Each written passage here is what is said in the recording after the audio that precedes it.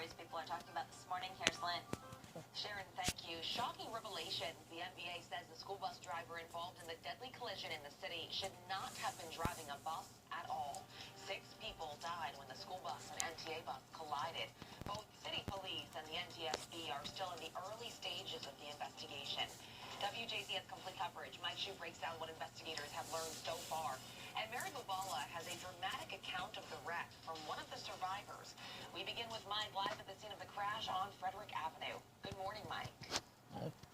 Good morning, Lynn. Good morning, everyone. The man in charge of the school bus was driving illegally. His family says that he was in good health, but the state contends that he never turned in the needed paperwork to prove it. WJZ obtains new video showing the school bus seconds before it crashes. You see a gray Ford Mustang headed eastbound on Frederick Avenue. The bus is right behind it, appearing to go much faster. Couldn't be doing no less than 60. It looked like he was going fast. It don't look like it. He was going fast. Didn't put on no brakes at all. Moments later, that school bus slams into that Mustang, then hits an MTA bus, killing 6 people.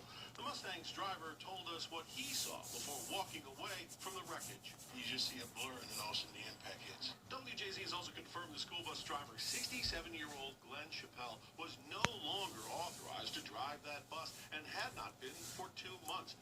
The Maryland Motor Vehicle Administration says that Chappelle never provided them with his medical examiner's certificate, even though the agency sent him these 2 warning letters. That certificate requires an examination by a doctor, and the federal government mandates it for all drivers of commercial vehicles. They suspended the license, but he's still behind the wheel. Why? Attorney Dan Miller has handled many cases involving commercial vehicle accidents and cautions against a rush to judgment. You have to let them come to the conclusions based on facts, not on conjecture. Chappelle did pass a yearly physical exam 5 months ago, required of all school bus drivers in the city. His records are among the many things that the NTSB and city police investigators are looking into as they work to determine the cause. If this incident did happen because of a medical condition, had he not been behind the wheel, it may not have happened. So the company Chappelle worked for put out a statement saying that they are working with investigators and they caution against speculation. I'm Mike Shue, WJZ Eyewitness News, reporting live from Southwest Baltimore. Lynn, back to you. Mike, thank you. WJZ's complete coverage continues. Mary Bubala with a harrowing story of one of the survivors who recounts the terrifying moments of being trapped on that bus, screaming out for help.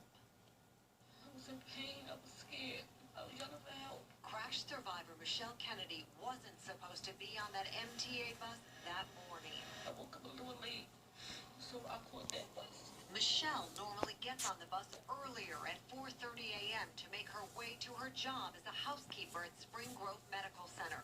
But running late Tuesday, she boarded the number 10 line through Southwest Baltimore. I was sitting on the right side.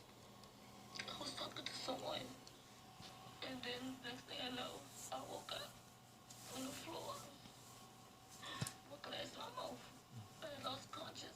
Trauma in her words and on her face. A fractured jaw, stitches, and contusions. I was able to lift the glass up. I had another lady that was sitting beside me. She was laying on me as well as the bus driver. I kept yelling for help to get me out. I was scared. They had to pry open the door and they had to take me by my arms and lift me up to get me out. Michelle is the survivor of one of the worst public transportation accidents in Baltimore history. She's choosing to speak about it to help the families of those who did not make it.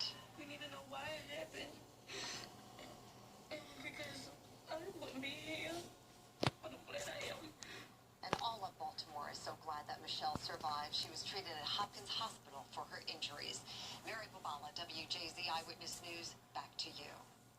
And stay with WJZ for more on the deadly bus crash. We'll have the latest developments on the investigation and the victims. Police